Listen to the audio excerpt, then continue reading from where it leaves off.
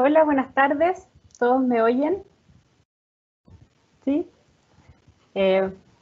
Bueno, estamos hoy día, día martes, felices de poder comunicarnos con ustedes y dar este seminario que se llama La oportunidad de la educación STEM. Les voy a presentar al equipo que vamos a participar de este seminario. En primer lugar, la profesora María Jesús Viviani. Ella es educadora, es doctora en educación, actualmente es profesora de la Facultad de Ciencias Sociales de la Universidad de Chile. Y entre sus áreas de interés y de investigación destacan la enseñanza de las ciencias en primera infancia, la formación continua de profesores y de educadores y también de técnicos en educación. También interesa mucho el mundo digital y las posibilidades que ofrece la educación y la comunicación. ¿Ya? Por otro lado, tenemos a Matías Recabarren. Él es doctor en ingeniería y es profesor de la Facultad de Ciencias, Ingenierías y Aplicadas de la Universidad de los Andes. Matías también es un apasionado de la educación. Entre sus áreas de investigación están las tecnologías en la educación, la interacción humano-computador, y actualmente es profesor de varios cursos de la facultad. Y que les habla, yo soy Trinidad Sánchez, soy doctora en biología, soy profesora de ciencias naturales también soy profesor de la Facultad de Educación de la Universidad de los Andes, y en conjunto, los tres, somos el equipo académico encargado del diplomado en educación STEM, ¿ya? Que es el diplomado que dio origen a este seminario de hoy día y que después les podemos contar un poquitito. Bueno, hoy día les queremos dar este seminario que se llama La oportunidad de la educación STEM, y como objetivo principal queremos abordar los siguientes aspectos.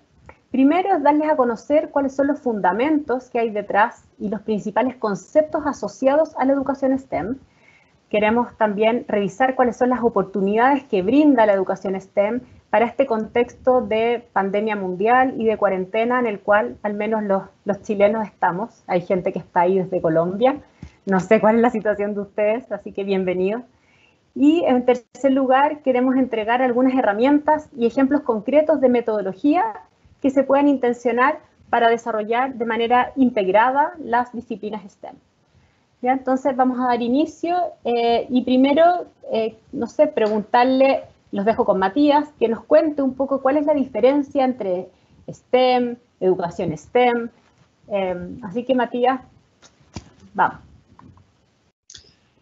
Bueno, gracias Trini por la presentación. Me toca a mí un poco, bueno, primero también darle la bienvenida y agradecerles que estén aquí participando con nosotros. Por otro lado, darle las excusas, tenemos una hora y obviamente todo este tema podría ser para hablar semanas completas, ¿no? Entonces, vamos a intentar hacer una introducción un poco a los principales conceptos que nos importa reforzar respecto a la educación STEM y que vamos a ver también por qué esto de la oportunidad que vemos en el contexto actual como un buen momento para partir esto a aquellos que todavía nunca se han involucrado. Me toca entonces también partir hablando de qué es, intentar darles una definición. Insisto que hace una definición dentro de un contexto corto, ¿ya? Pues podemos estar hablando mucho rato al respecto. Pero para partir uno debe partir un poco quizás con las siglas, ¿cierto? Esto de STEM, ¿cierto? Son estas 4 siglas de ciencia, tecnología, ingeniería y matemática. Obviamente también en español a veces habla de CETIM o MINT en alemán, pero el concepto finalmente son estas 4 disciplinas, ¿cierto?, que se juntan en esta palabra buscando una interdisciplinaridad, un manejo conjunto. ¿Ya? No me voy a tener a definir qué es ciencia y matemática, porque la mayoría probablemente sí lo conoce, pero 2 palabras que son claves acá, y que en general cuando vemos este tema con profesores y todo, tienen algunos misconceptions respecto de qué significan realmente, ya son ingeniería y tecnología, ¿ya? Tecnología, en el caso de Chile, ¿cierto? Ya hay curso, existe una asignatura, entonces como que de repente hay una asociación, ¿ya? Pero igual todavía falta bastante para entender bien y utilizar bien ese concepto, ¿ya? Aquí la definición que nosotros ponemos dice: todos los productos, procesos y sistemas diseñados y creados por el hombre para la solución de sus necesidades. Entonces lo primero, y ahí destacar, y que es nuestra pelea constante con la gente que nos hace marketing para las cosas de STEM, es que STEM no significa robótica, ¿ya? Robótica es parte de las tecnologías digitales, son parte de la tecnología, pero la tecnología va mucho más allá, ya, que solo lo digital. Una cuchara, un vaso, una bicicleta, todos esos son tecnologías.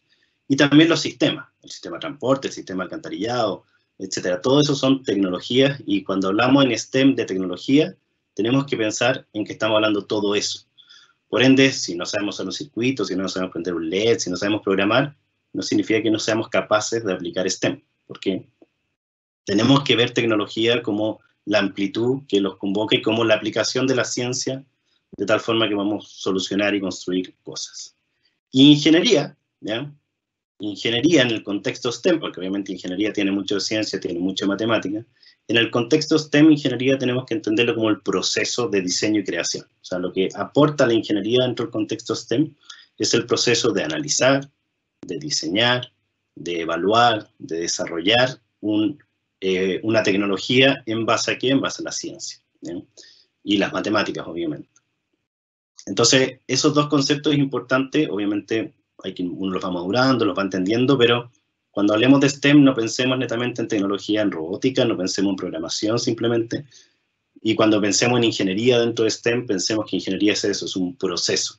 Entonces, finalmente, si uno lo viera así como unas cajitas, tenemos que la ciencia y la matemática, ¿ya?, son tomadas por esta ingeniería y es capaz de producir tecnología, ¿sí? Esa es un poco la forma en que si quisiéramos relacionar las cuatro disciplinas, ¿sí? Acá después pasamos a educación STEM, ¿ya? Porque una cosa es STEM como palabra y otra como educación. Cuando hablamos de educación STEM no significa enseñar cada una de las disciplinas de STEM, sino que es una metodología, ¿ya?, en sí misma, ¿sí? Y esta es una definición un poco, le ponemos ahí STEMUANDO, es un poco la definición que usamos nosotros, tomada, por supuesto, de un montón de otras fuentes, y dice la enseñanza integrada de dos o más disciplinas STEM, a través de experiencias conectadas al mundo real, que buscan profundizar en los aprendizajes y desarrollar las habilidades del siglo XXI. Un poquito más adelante ya, María Jesús les va a hablar un poco de esto de la habilidad del siglo XXI y el tema del mundo real, pero yo quiero centrarme en la primera parte, ¿cierto?, que dice integrada de dos o más disciplinas STEM. O sea, la educación STEM se produce primero cuando estoy integrando disciplinas. O sea, enseñar matemática por un lado, ciencia por otro, tecnología por otro, no está siendo educación STEM, ¿ya? La educación STEM como tal, como metodología, busca que el proceso de aprendizaje tenga integración disciplinar. Solo para mostrarles como un ejemplo bien rápido, ¿ya? Un antiejemplo primero y un ejemplo después, ¿ya? Para que se den cuenta un poco, vamos a ir mostrando ejemplos, intercalando durante toda la presentación. Esto está sacado de las bases curriculares de ciencia de cuarto básico, ¿ya? Y este sería como un proyecto de ciencia, porque tiene que ver con un ejercicio, una actividad, pero que no sería STEM, ya que está enseñando ciencia, que incluso tiene ciertas cosas medias colaborativas, ¿ya? Pero que el proceso, o sea, ¿por qué decimos que esto no sería STEM? ¿Ya? Porque lo que está diciendo, bueno, los estudiantes en forma colaborativa observan, comparan, ¿ya?, ordenan, clasifican, ¿ya?, que son, si bien no son verbos pasivos netamente, ¿ya?, no son de producción, o sea, no estoy desarrollando algo, no estoy evaluando y desarrollando. Y en general, lo que buscamos en STEM siempre es un poco más de prueba y error, ¿ya?, de poder intentar ir descubriendo, de que el proceso de aprendizaje vaya haciendo. Esta es una actividad que está dentro del concepto de las características de los materiales, de poder entender la diferenciación de los materiales, sus atributos, qué los diferencia, ¿ya? Entonces, básicamente es un objeto de una actividad que busca una observación, ¿cierto?, y clasificación. ¿Cómo sería una actividad para este mismo objetivo de aprendizaje, pero que ya tuviera STEM? ¿Sí? Por ejemplo, implementar una máquina que recibe una mezcla de clips metálicos, mondadientes y bolitas. La máquina debe entregar los elementos separados por cintas salidas, deben presentar su diseño y justificarlo. Va en la misma dirección, ¿ah? Hay tres tipos de materiales, ¿ya? Y justamente aquí, como dice el hint, son las propiedades de los materiales las que me permitirían poder hacer esta separación, ¿cierto? Entonces, ahí los alumnos tienen que decir, bueno, ¿qué diferencia un material del otro? ¿Qué puedo hacer yo para hacerlo? ¿Ya? Y ahí van diseñando una máquina, ¿ya? Y ahí viene el proceso de ingeniería, ¿ya? Y terminas con una tecnología, que sería esta máquina. Entonces vas, la misma ciencia, ¿cierto? Los mismos resultados, pero el proceso, el aprendizaje lo puedes ir haciendo un poco más. Y obviamente después uno puede ir poniéndole métricas, restricciones, ya que son cosas propias de la ingeniería. La ingeniería justamente no es haga esto solo, sino que normalmente es haga esto, con estos requisitos, con estas restricciones, y son esos requisitos, las restricciones, lo que te van también ayudando a ir metiendo ciertos conceptos adicionales. Matías, quizás sería interesante que explicaras la diferencia entre STEM, también se oye y se ve mucho STEAM, STEAMH, y contar un poco por ahí cuáles son estas distintas acepciones. Bien, sí, aunque no estaba preparado, pero sí. Bueno, como comentaba la Trini, ¿cierto? A veces vemos el STEM, en Chile está muy fuerte el tema del STEAM, ¿cierto? Nos agrega la A de arte. Y ahí un poco, yo pongo eso, si bien STEM define 4 disciplinas principales, la educación STEM promueve la integración, ojalá, de todas las disciplinas. Ahora, ¿por qué son estas 4 las principales? O sea, si bien está súper bueno promover y en general historia, lenguaje, o sea, lenguaje y comunicación van muy alineados, vamos a ver cuando veamos un poco de las metodologías, hablamos, donde muchos de los productos asociados están muy con lenguaje, con arte, con las otras. El problema está cuando empezamos a agregarle más letras, y volvemos atrás a la definición que decimos, bueno, 2 o más disciplinas, bueno, si al final terminamos con arte e historia como disciplina, ok, es el dibujo del 21 de mayo, ¿ya? Que tiene arte, que tiene historia. Pero al final empezamos, o sea, mientras más letras agregamos, más disperso se nos genera la idea.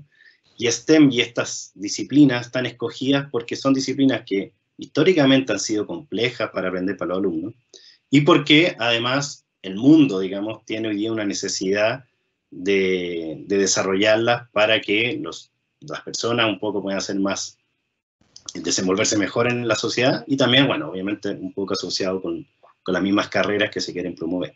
Entonces, STEM, STEAM y todo, está bien, buscan el mismo objetivo, pero siempre intentando tener el cuidado de que no por meterle más letras, digamos, va a ser mejor, porque al final lo que hace es un poco dispersar el foco que se está buscando.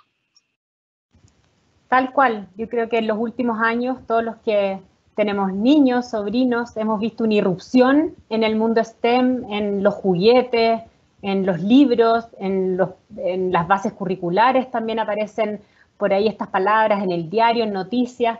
Entonces me gustaría preguntarle a María Jesús que nos cuente un poco cuáles son los beneficios de esto, desde ella en su experiencia de ser educadora de los niños más pequeños, que nos cuente.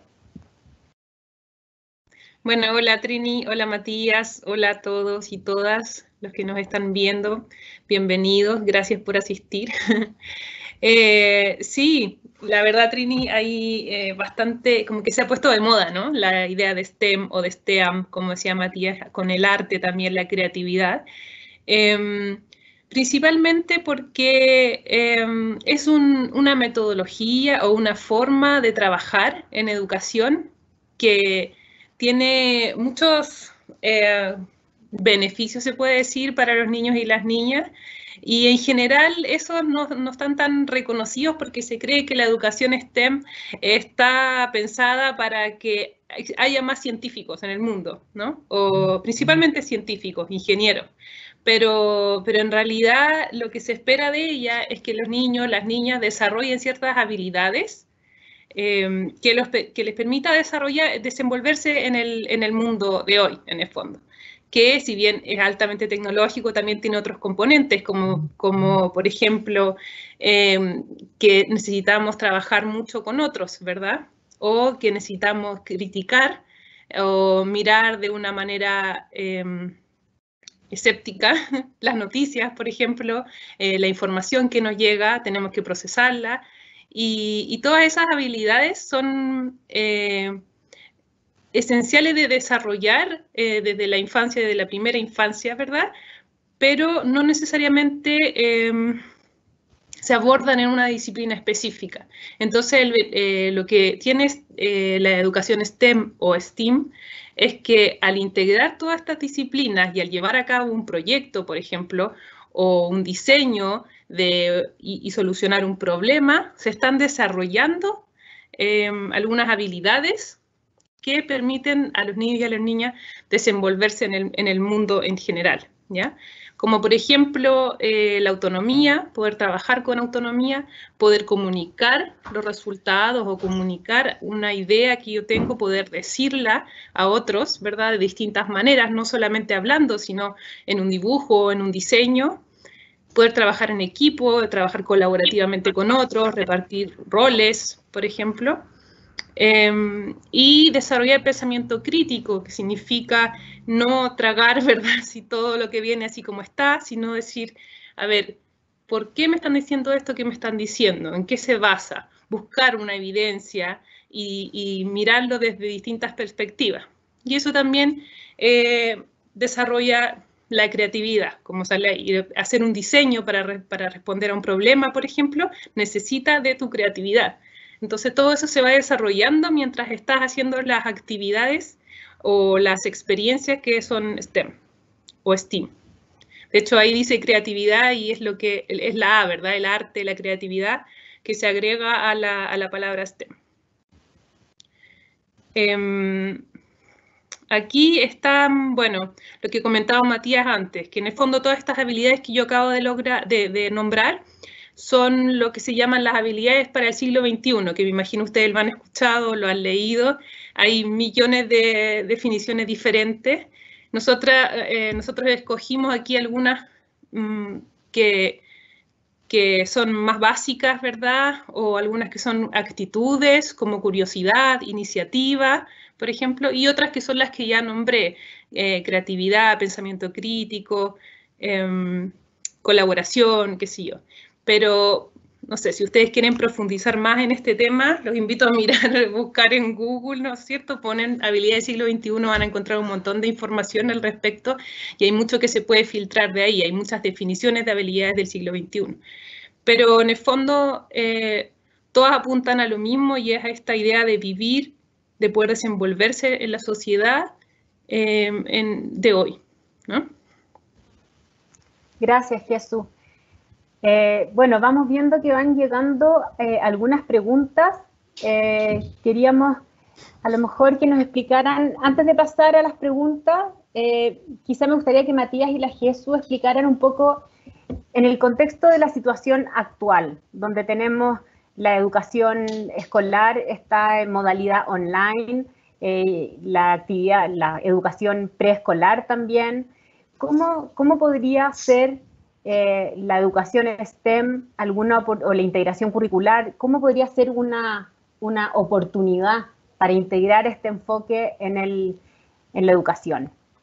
Bueno, a ver, Trini, la pregunta es, déjame responder un poco desde el lado de los profesores, de los colegios quizás, ahí la Jesús puede hablar también desde el lado de los alumnos.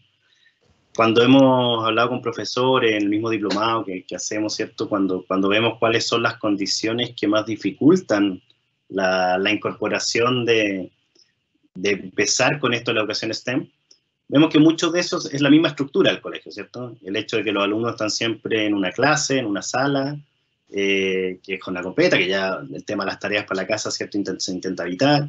Entonces, como que cada asignatura está cada vez más sola, más aislada una de la otra.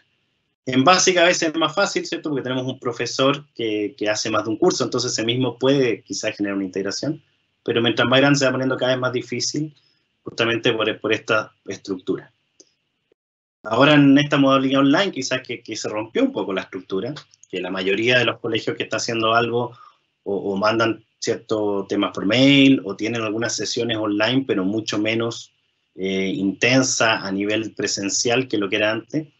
Vemos que hay una oportunidad importante justamente para ser más productivo, ¿cierto? Buscar esa unión entre profesores, intentar aprovechar mejor las horas y promover ese trabajo autónomo desde los alumnos. Entonces, para los profesores creo que la oportunidad está en que ahora pueden trabajar, por ejemplo, en proyectos semanales, unidos entre todos, porque los alumnos obviamente se requiere ¿cierto? No creo que ningún colegio hoy día está haciendo, digamos, de 8 de la mañana a 4 de la tarde clases online presencial, ¿ya? No conozco al menos alguno que lo está haciendo.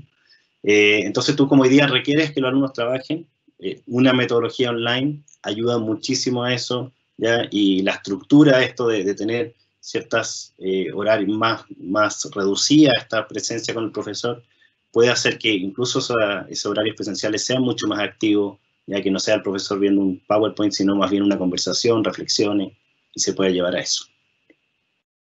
Matías, preguntan por acá, Dominga Chaparro, pregunta si siempre es trabajo en equipo o también podría ser educación individual, pensando que en este contexto de pandemia los niños están individualmente en sus casas. Entonces ahí quizá puedes responder esa pregunta. O sea, tiene dos partes. Una es no. Obviamente cuando hablamos de la habilidad del siglo XXI estamos hablando de las habilidades totales, pero no toda actividad educación STEM va a cumplir con todo, ¿cierto? O sea, eso también es un error que a veces todos cometemos, que queremos en una misma actividad hacerlo todo, desarrollar la comunicación, el trabajo en equipo, el pensamiento crítico, la capacidad de investigación, todo en una misma actividad. No necesariamente es correcto pensar que eso va a ser así. Ahora, corrijo la otra parte desde el punto de vista del trabajo en equipo, se puede dar también en situaciones online, digamos. Uno tiene que buscar, hay ciertas formas en que, obviamente, según la edad, cuánto se puede hacer o no, ¿ya?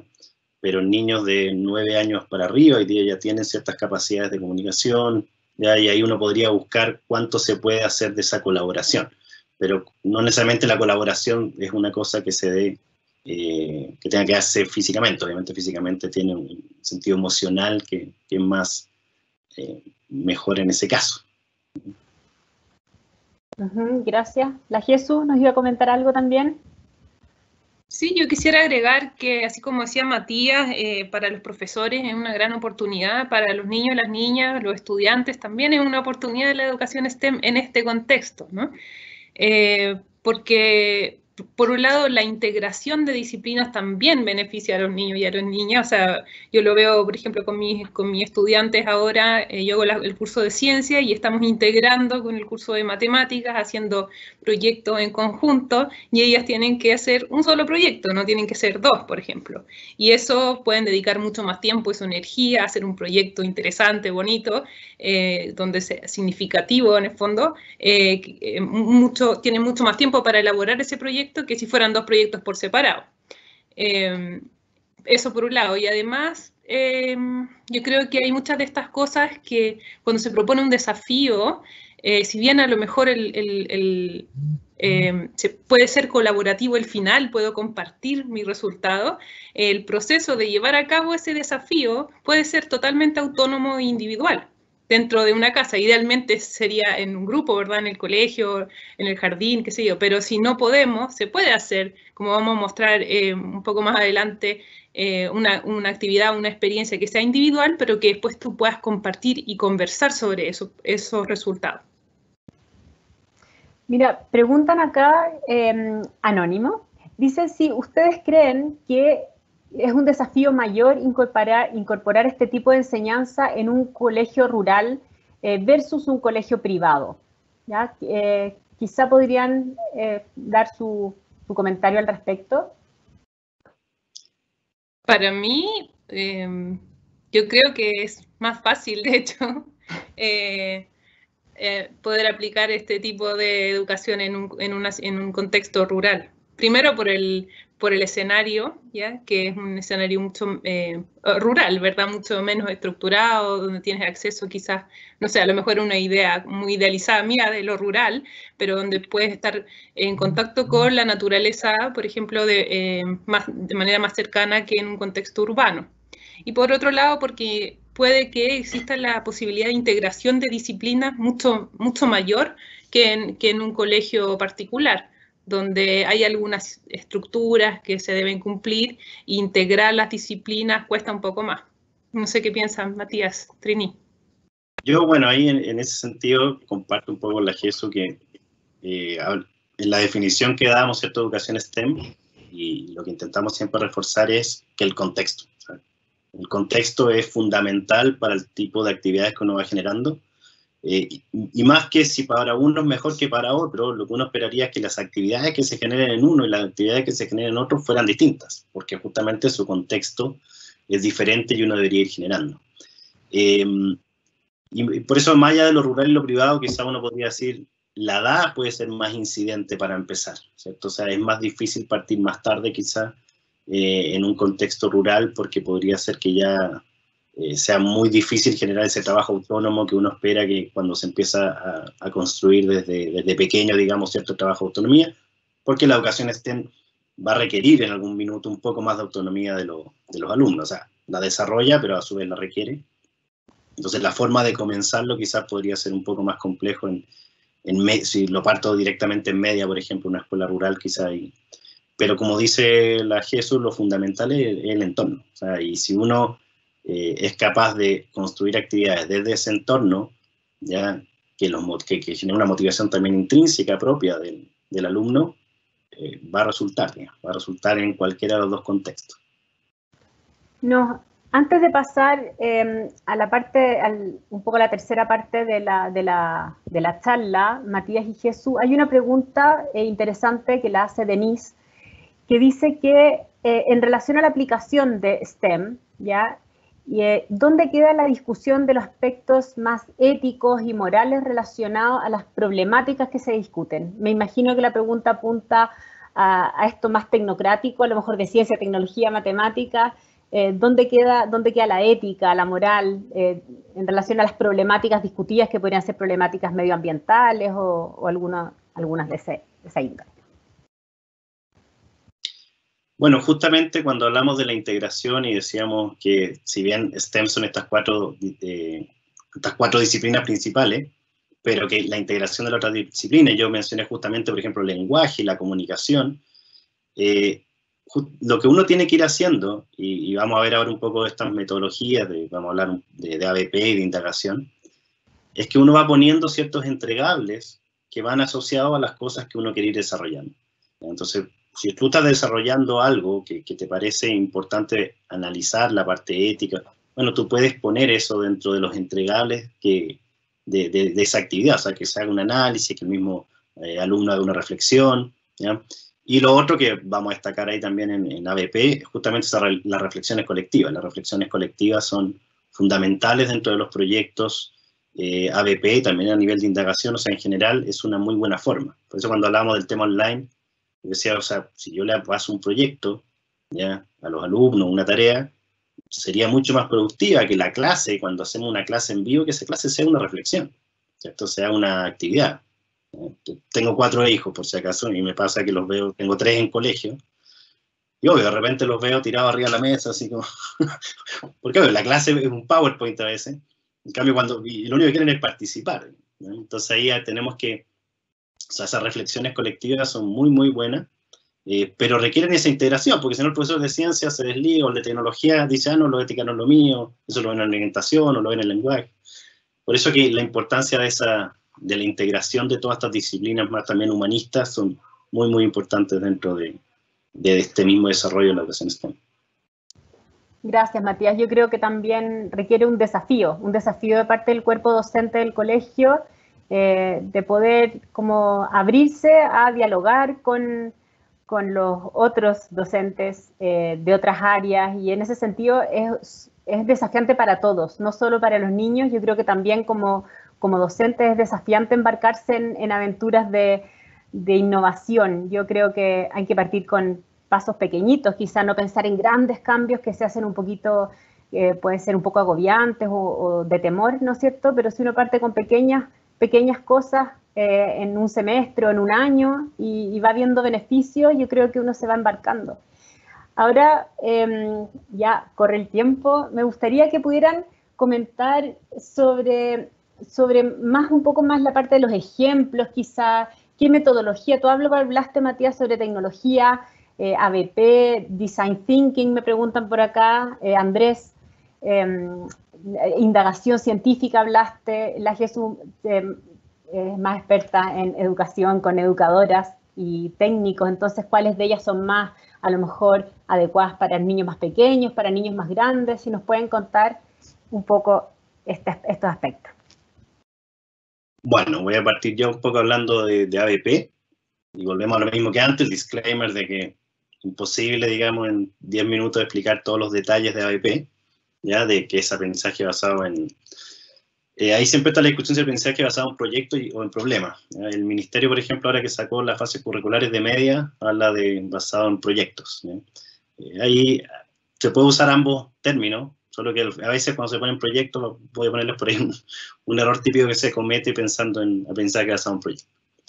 La idea del aprendizaje basado en proyectos ya es que el profesor cumple un rol de facilitador del aprendizaje. Esto parte con un problema, ¿ya?, que se le plantea al alumno, ¿ya?, que en general obviamente puede ser trabajado individualmente, colectivamente, o individualmente en un inicio y después colectivamente en algún punto, ¿ya? Y los estudiantes asumen esta responsabilidad de ser autodirigidos, autorregulados en su aprendizaje, ¿ya? Una de las típicas cosas que hay que entender en el aprendizaje basado en proyectos es que es para ver objetivos que yo aún no he visto en detalle como profesor, ¿ya? O sea, no es que esto lo hago después de hacer la clase de algo y después hago un proyecto de lo que vi. No, el aprendizaje basado en proyectos lo que busca es que tú le pones un objetivo, ¿ya?, que para el alumno todavía es desconocido a nivel de qué capacidad requiere, y él va a ir desarrollando durante el proyecto esas habilidades y esas capacidades, ¿sí?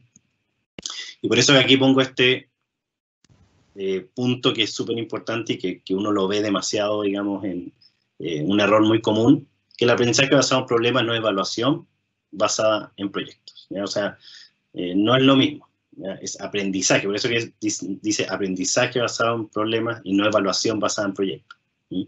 Porque es el proceso, o sea, es la idea que tú durante el proyecto vas a ir aprendiendo y adquiriendo. Entonces el profesor va cumpliendo este rol de facilitador, de mediador, de ir dirigiendo al alumno hacia dónde va, ¿ya?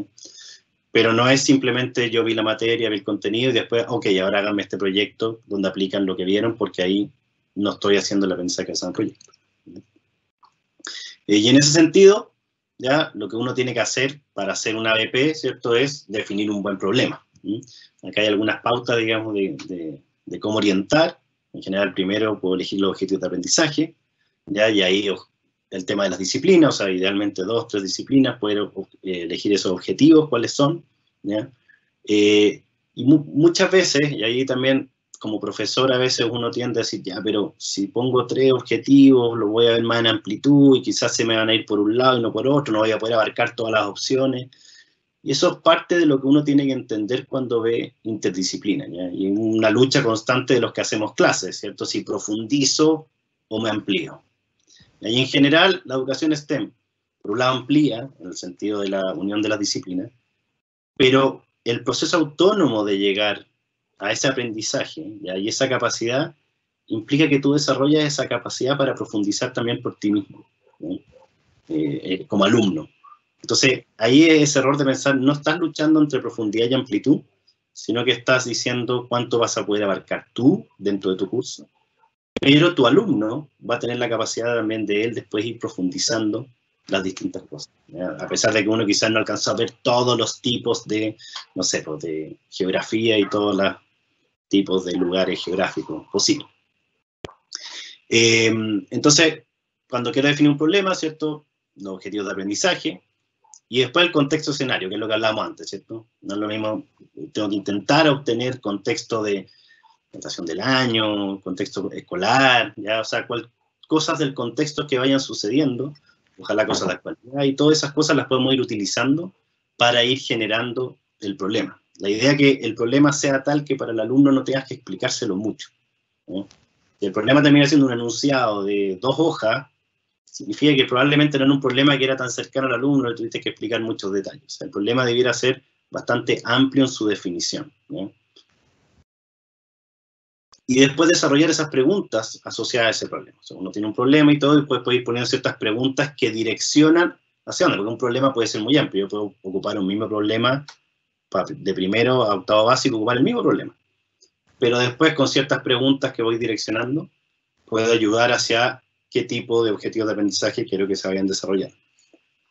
Y como dice ahí, también desarrollar los instrumentos de reflexión, fundamental ese proceso, y no solamente al final. O sea, la reflexión no es un proceso del final del proyecto, sino que debería ir ocurriendo durante el proceso.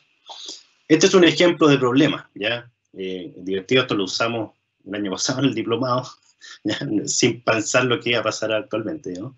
¿Ya? Pero ¿cómo podríamos diseñar una sala de clase segura para evitar contagios de virus respiratorios?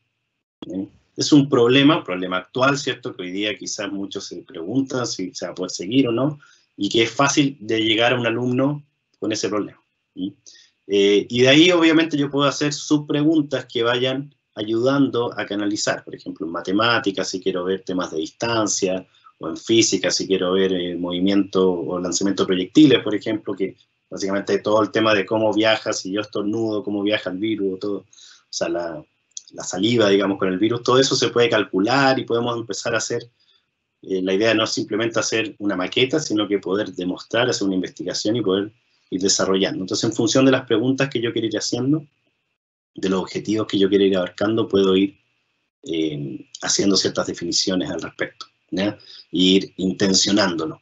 Pero ese es el tipo de preguntas que desde las que uno puede partir una ABP, ¿ya? Preguntas que sean fáciles, simples y que para un alumno ya pueda entenderlas de forma sencilla y esté dentro de su contexto.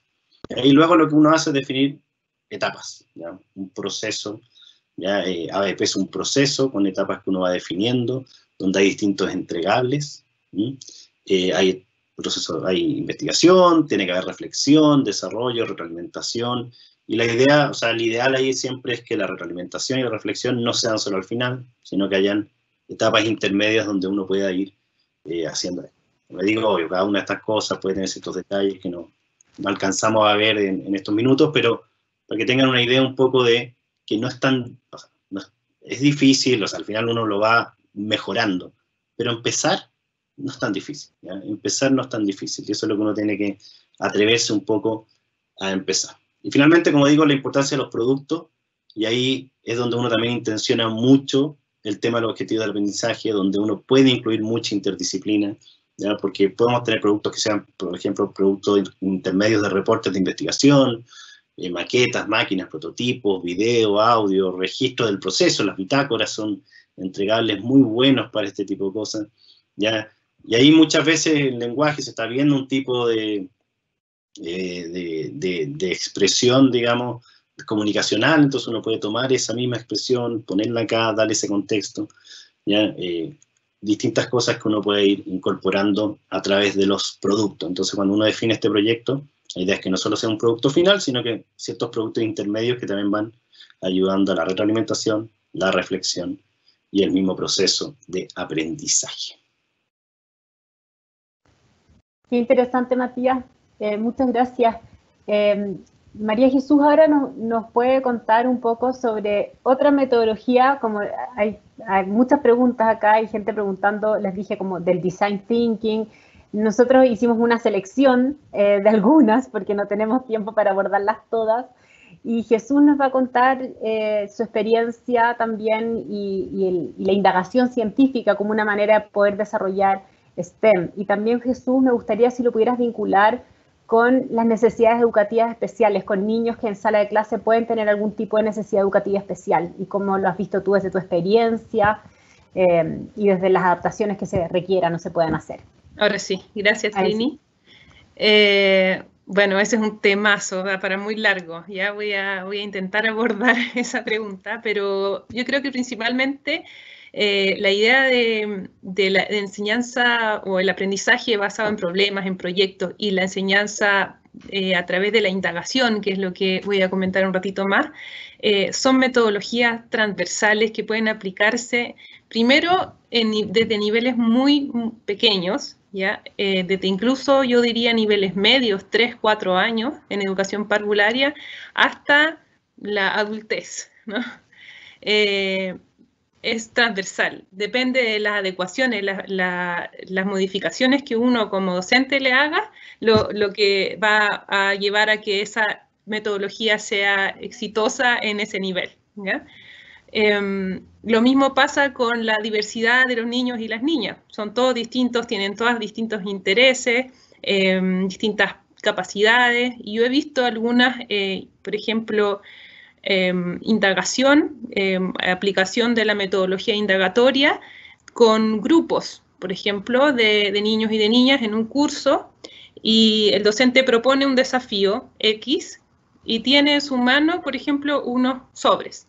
Y esos sobres son pistas para poder resolver este desafío. Y cada grupo intenta empezar a resolver el desafío con algunos material reciclado, no sé, y cuando el grupo considera, ellos mismos, después de discutir, qué sé yo, consideran que ya no pueden avanzar más y necesitan una pista, acuden al docente y piden ese sobre, ¿ya?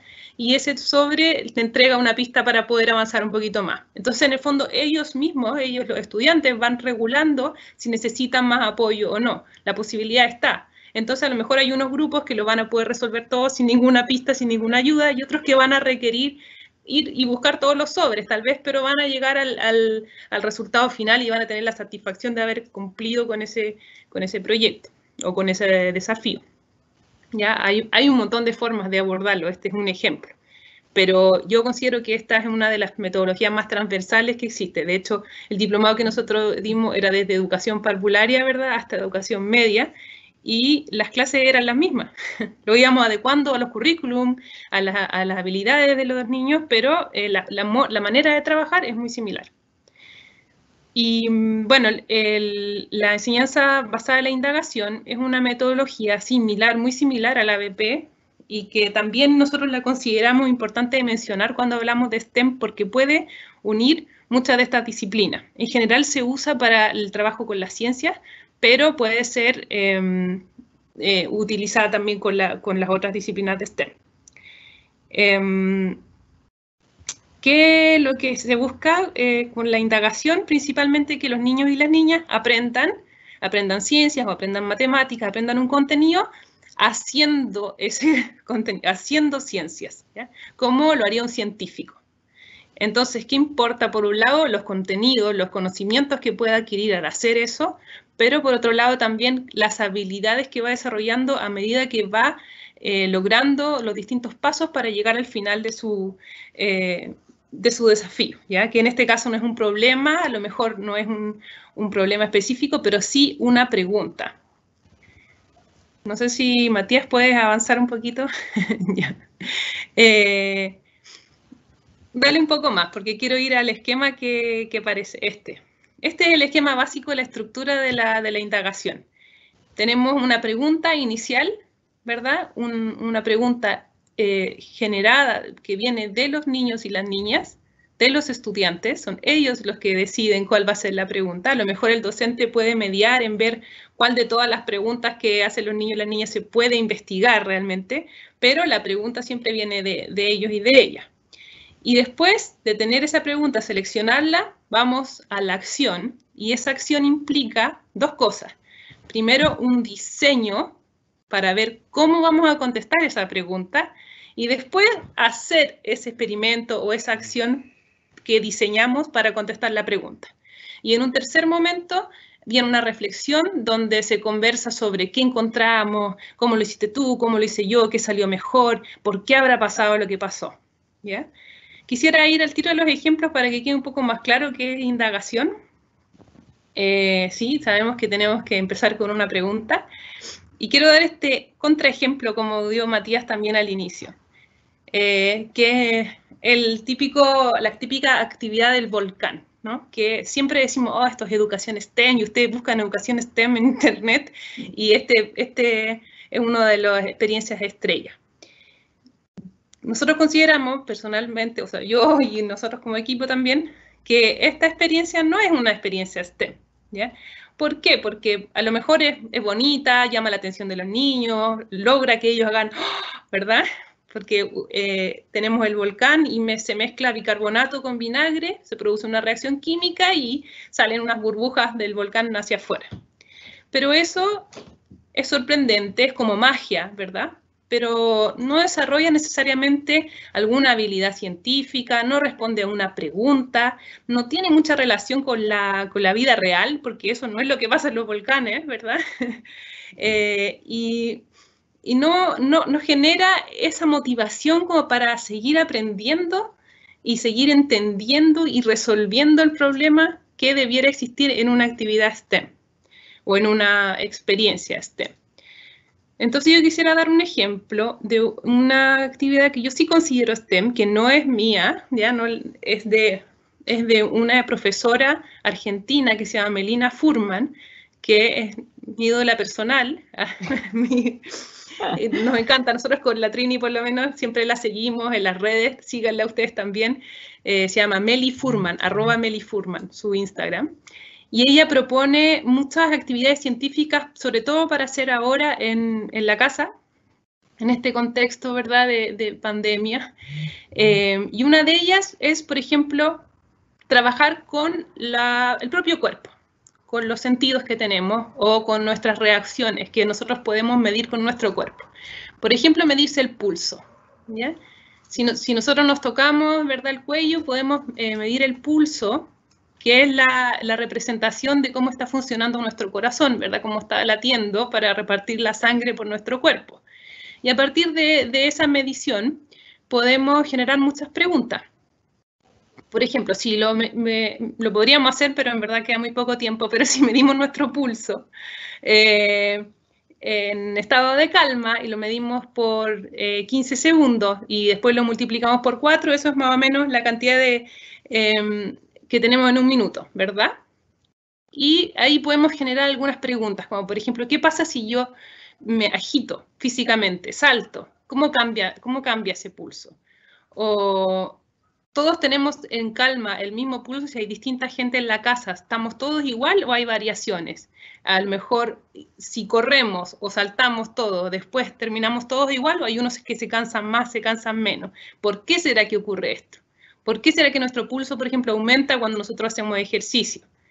¿Qué pasa si a alguien lo asustamos? ¿Le cambia su pulso o no? ¿Qué sé yo? Hay muchas preguntas que pueden generarse a partir de eso, y después tenemos que diseñar cómo harían ustedes para saber si es que aumenta el pulso si hacemos ejercicio. Ahí hay un diseño, ¿verdad? Hay que hacer ejercicio. ¿Qué ejercicio hacemos? Tenemos que hacer todo el mismo. ¿Cómo vamos midiendo el pulso? ¿Cuántos minutos lo vamos a medir? Diseñamos cómo lo vamos a hacer, lo llevamos a cabo y después reflexionamos, todos juntos. ¿Qué pasó? ¿Por qué habrá pasado eso? ¿Qué sé yo? Esa sí es una actividad STEM porque comprende estos 3 pasos diferentes. No el volcán, que solamente es un motivador quizás, es una experiencia única que nos sorprende, pero después no nos lleva a responder una pregunta. Gracias, Jesús, por la explicación y el súper ejemplo. Hay muchas preguntas. Hay algunas que tienen relación con, quizá la pueden contestar ahora, que en el proceso la Jesús, ¿qué perfil debe tener un educador? Me preguntan, ¿qué perfil debe tener un educador STEM? Yo desde lo personal creo que el perfil es alguien que sea motivado. No hay una limitación de perfil, pero igual tú como educadora quizá puedas dar tu opinión. Yo concuerdo contigo, Trini, que hay una cosa intrínseca como de motivación, de ganas de hacer algo, que no tiene, que es más de personalidad, ¿verdad? No, en general en estas metodologías no necesitamos tanto que sea un experto en ingeniería, un experto en ciencias, que tenga muchos contenidos, que sepa, ¿verdad? Porque también esa como bichito de la curiosidad y de la indagación es importante que también lo tenga el docente. Y si hay cosas que no sabemos y que no podemos responder de las preguntas que surgen, podemos investigar junto con los estudiantes. No es necesario tener todo el conocimiento anterior, sino esa como curiosidad y motivación para hacer más cosas, diría yo. Sí, yo agregaría que la educación STEM es contagiosa. ¿Ya? O sea, realmente cuando, es verdad, para partirlo en ciertos lugares tú requieres que salgan un poco más motivados y todo, pero nuestra experiencia en el diplomado y todo, que gente, que tú dirías profesores muy tradicionales, ya se van contagiando finalmente del entusiasmo que va generando en alumnos y en distintas situaciones de esto. Hoy va a partirlo, quizás hay que tener ese entusiasmo inicial, pero en verdad es bastante contagioso el tema, así que atrévanse por ese lado. Ahora bien, quería agregar comentarios, quizá puedo partir yo con la discusión. Un poco preguntan cómo debiera ser la formación inicial docente. Nosotros tres, como docentes y académicos universitarios, ¿no es cierto?, cómo debiera ser la formación inicial que recibe una educadora o un profesor para poder, una vez que está en ejercicio, implementar este tipo de actividades. Entonces, bueno, yo me atrevo a partir brevemente diciendo que es importante que en las mallas curriculares, en las diferentes carreras, haya algún tipo, o sea, el futuro profesor tiene que tener dominio conceptual, ¿ya? Tiene que conocer la disciplina de la cual está hablando. Yo creo que es bastante difícil que una persona sea experta en ciencia, en tecnología, en ingeniería y en matemáticas. Puede abordar a lo mejor algunas cosas, pero por eso mismo este tipo de metodología es un llamado también a tener la capacidad de trabajar en equipo. Lo que sí es importante que debiera abordar los procesos de formación inicial docente es la capacidad de plantear objetivos integrados, de comprender a cabalidad el currículum, o sea, entender el currículum de las disciplinas que están ahí, de todas las disciplinas, ya sea en básica, en media, y también el currículum escolar, preescolar, y ser capaz de comprenderlas transversalmente, no solo centrarse en una disciplina y entenderla de matemáticas, sino que ver cuáles son los nexos de conexión, estas grandes ideas de la matemática que se me vinculan con grandes ideas de la ciencia. Esto daría para otra charla, ¿no es cierto? Pero yo creo que por ahí es la pista de lo que la formación inicial docente debiera entregar. Y además, como hemos conversado en esta charla, a lo mejor las estrategias metodológicas que permitan sentirse más seguro y desenvolverse en un ambiente más en el colegio, la cosa más de la planificación de la actividad misma. Pero primero está toda la planificación, que es el sustento. Y para eso el currículum es fundamental. Entonces, hablando de la planificación, no sé si quieren mostrar o contar cómo se planifica una actividad STEM. ¿Cómo podemos entrar a ese mundo de la planificación? Bueno, en educación parvularia es mucho más fácil, ¿no? Porque en educación parvularia nosotros estamos acostumbrados a trabajar de manera integral. De hecho, tenemos objetivos que son transversales sí o sí, que tenemos que integrar, ¿ya? Entonces, siempre planificamos pensando en diferentes objetivos diferentes de distintas disciplinas que se tienen que integrar. Entonces, partimos de una base con mucha ventaja, diría yo. Pero obviamente en los niveles más grandes eso se va poniendo más complejo. No sé, tú, Matías, ¿cómo lo ves en enseñanza media, por ejemplo, o en básica? O sea, a ver, por ahí preguntaban un poco el tema de cómo empezar y lo mismo con la planificación.